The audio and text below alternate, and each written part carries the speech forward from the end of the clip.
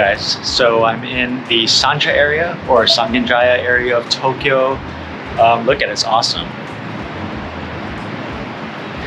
I was just here like a few days ago for a friend's collaboration at a coffee shop. I worked with him, he's a designer. They had a collaboration event, so I took some pictures for them.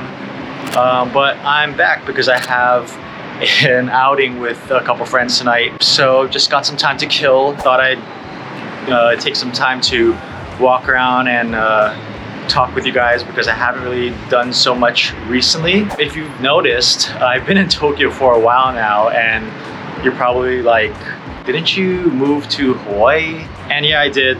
I'm just here for a little while. It was supposed to be 2 months, and then now it got changed to like 3 months or so. There's a story to that. I'll get to that at some point in a future video, but otherwise, let's just walk around and have a chat. So this kind of alley area is awesome because there's all these small little shops that have foods like yakitori and oden, and the smell is really like grilled chicken and grilled meats. People just hanging out, drinking. It's usually like 1 or 2 people cooking up the meals. Like if you look in here, it's these really small areas. So real casual like eateries, and mainly for drinking. You can kind of tell by the window. When I was here a few days ago, I did take some pictures, throw it up here. But yeah, as a photographer especially, I love these kinds of alleys because there's just so much going on, right? Like there's so many textures, there's a lot of contrast in like materials and lights, old and new, in a very tight space. You know, so you can walk like 100 yards, let's say, and there's just like way more things going on than a city that's used to or built around cars and driving. Things are more spread out. So yeah, as a photographer, it's just great. I like being in that kind of environment, and it's like a playground, really, to see like what kind of shots you can get. And then you can go down these kind of alleys and not be worried about getting stabbed and mugged so much. Which is, you know, something that is kind of a luxury back home. You wouldn't go down these small alleys that look like that with graffiti everywhere and stuff like that at night because it's probably too dangerous. So that kind of stuff is really good. But honestly, like being back in Tokyo after living here and being away for 6 months, like it actually feels or felt a little strange at first. My wife and I, on the first day, we're just sitting down and we're talking about how it feels like we're kind of on the outside now. We're not completely local like how we used to be. And so it was kind of this awkward in-between ground, but I guess that's gonna be the case for anybody that's trying to live in 2 cities or spend a long amount of time in 2 different cities or countries even. So, you know, I know that when I go back to Hawaii, I'm gonna feel weird again, but that's just a reality, right? It's super loud here. Let me get to a quieter place.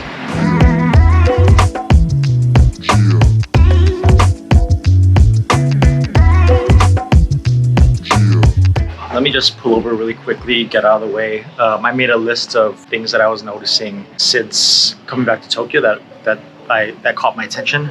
Let me see, right? So it feels a little bit small and cramped. Obviously, after you live here, you get used to it, but then you go back to the US where everything is like big and wide and spacious, unnecessarily so.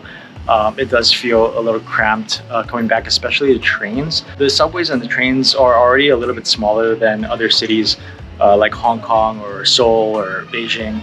And they hang like these posters overhead, and they have handles dangling down, and that kind of thing just kind of makes it feel a lot more cramped, especially me. I'm like 5'11", which is, you know, it's average height, but it's a little bit on the taller side in Japan. It feels cramped. Let's see. Oh, items at the supermarket, especially like produce, like vegetables and stuff, are super cheap. Like it is kind of a sticker shock in the opposite direction. Mushrooms are like 100 yen, 98 yen even, which is like what, like 70, 80 cents US. But in Hawaii, they're like $3 and they're not as good. They're a little bit old because they have to get shipped there. So it's just a lot better quality for way cheaper because the yen is so weak and the prices haven't really increased so much. People are complaining because the prices have increased here, but it's nowhere near like how or what I see in Hawaii. Payments are confusing here now. It's a cash-based society traditionally, and it has been, and it kind of still is. But in the past few years, mobile payments like PayPay or Line Pay or Rakuten Pay have come out, and people can just pay with their phones. There's also payments like with IC card, with their train cards, plus cash, plus the credit card option, and apps that help make the payment through credit card. So if you look at the register, it's just like a bunch of different icons and different payment systems, and it's just gotten kind of overwhelming and confusing. So that is just crazy. Escalators are slower. There are some escalators that are extremely slow here. I'm not sure why. It might be because there's a lot of elderly people, so it's like a safety issue. Yeah, so the heat management is bad. I came here at the end of winter, or start of spring, and it was still cold. The trains, like, they just blast the heat in there, and it's like packed with people. So it's just not a good situation. But yeah, that's just a few thoughts. Let's just go back and walk on the main street.